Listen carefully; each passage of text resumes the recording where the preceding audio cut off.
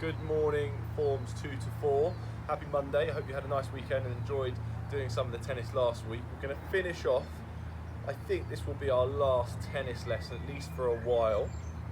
So we covered the forehand shot before for the weekend, and we also covered the overarm serve before the weekend. So today we're going to have a look at the third of the three main shots that we need to worry about, which is the two-handed backhand. Okay, I would advise you to pause now, go onto YouTube and try and find some videos of maybe Andy Murray, Novak Djokovic, Serena Williams playing the backhand, two-handed backhand shot. They might actually come in with one hand sometimes, but for us at the moment we just need to worry about that two-handed backhand. So let's talk about how we're going to grip the racket to start with. With your strong hand or your racket hand, so that's my right hand for me, I'm going to place it on the bottom of the handle like I'm shaking someone's hand, and I want you to be holding your racket like a hammer. So if you had a nail here, you'd be hammering it in against the wall. Okay, so you've got your hammer ready. So this side is going to be your hammer. If I then turn this way for you, my left hand is then going to clasp and grip around the top half of the grip. So I've got my racket hand shaking the hand at my bottom half of the grip, and the top half is where my my left hand is going to go. Okay, so I've got my two hands here. So realistically from here I could come across and play my forehand. We probably wouldn't, but I'm in that position, and now we're going to learn how to twist our body, come across and play that backhand shot. So I've got my grip. Next thing I want you to do is to be facing the way that you want to hit the ball.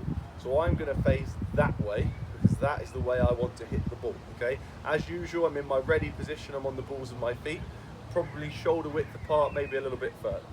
Got my grip set with my dominant hand, my hammer, and my left hand at the top of the grip.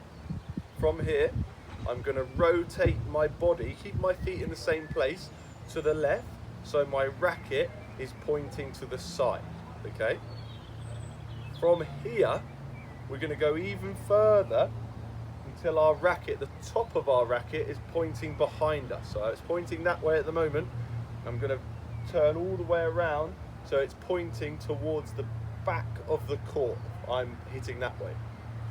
From here it gives us a lot more sort of swing through, if you like. This is the preparation phase, and towards the contact it gives us a lot more distance rather than if we just started here, which is what a lot of people do, and they only have about this much space to move forward. So we're going to come all the way to the back of, pointing towards the back of the court. From here I want you to step into, with your front foot, my right foot, where the ball is going to be. So the ball is going to be around here, and from there we're going to twist our body and our shoulders round, connecting with the ball while the face of the racket points in the direction we want it to go. And we need to carry on going, twisting our shoulders round until we end up with our elbow like a big bird's beak. Okay, and as the other day we're going to be scratching our back with the racket. So this is our finished position. So I'll do that all one more time. Handshake grip for my hammer. My left hand clasps the top of the grip, feet shoulder width apart, facing the way that I want the ball to go. I'm going to twist from my hips to a 90-degree angle, and then going to go another 90 degrees so my racket is pointing behind me. From here I'm going to step across with my right foot, so I'm now facing sideways. I then twist my body round using my shoulders, connect with the ball about here while the racket face is pointing forwards, and then follow through and end up with my big beak and itching my back. Have a couple of goes at that. Start really slowly like I did, and then start to make it a bit quicker like this.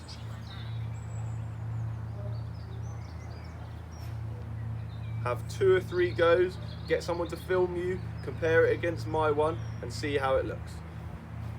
So now we've looked at our technique and broken it down a little bit. what I want you to do is, I'm really lucky I've got a partner. I've got Mr. Balfour here who's going to feed me some tennis balls. If you haven't got someone, what I want you to do is combine the lesson we did last week on the forehand shot. I want you to forehand play the ball into a wall, and as it comes back towards you, you're going to need to get yourself in your ready position with your hands have got to change your grip to be coming round to step over to play the ball back to the wall. It might not come back to the same place, and then you start again by dropping the ball, hitting it to the wall, and as it comes back, you get yourself into that backhand. Just so you can see me hit a few balls, and I can show you how I step into where the ball bounces, because it will bounce in different places every time, because the ground's a bit uneven here. I've got someone to feed me the ball. Let's have a look and see if we can get it right. Okay.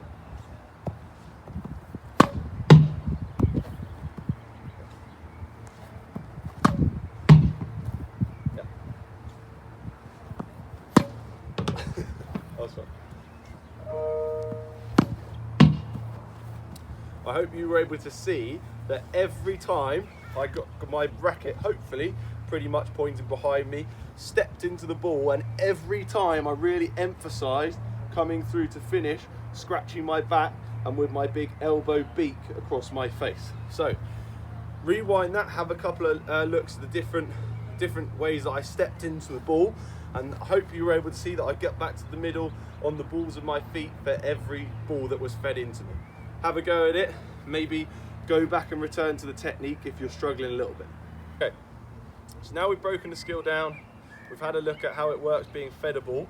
We're all going to have a go at now reverting to the lesson we did last week, bringing in that forehand shot towards the wall into our target, but when the ball comes back to us, I want us to revert to that two-handed backhand position and be able to feed the ball back to the wall, okay? Don't worry about how many times you can do it yet. Just give yourself a point for every time you get it in one of the targets on your wall or whatever you used last week to score your points.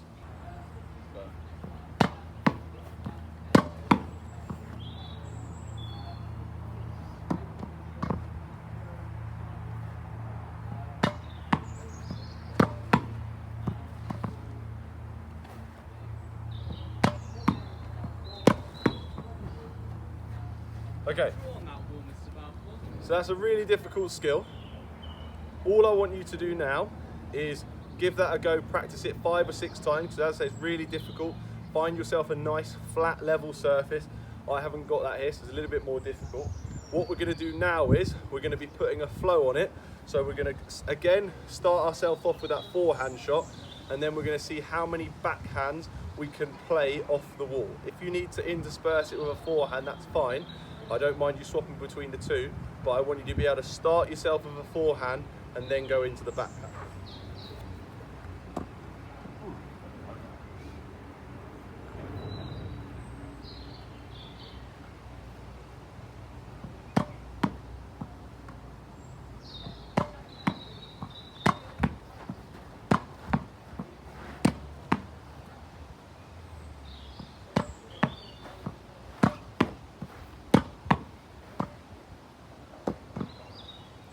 Do that 5 or 6 times. Again, get somebody else out to challenge. Give yourself a point for every backhand you can do on the trot. Again, make sure you've got a flat level surface with a nice straight wall for it to bounce back. Have a go at it. Send me in any questions you've got, and also send me in any videos of you guys giving this a go. It'd be really nice to see. Good luck, and I'll see you on Wednesday.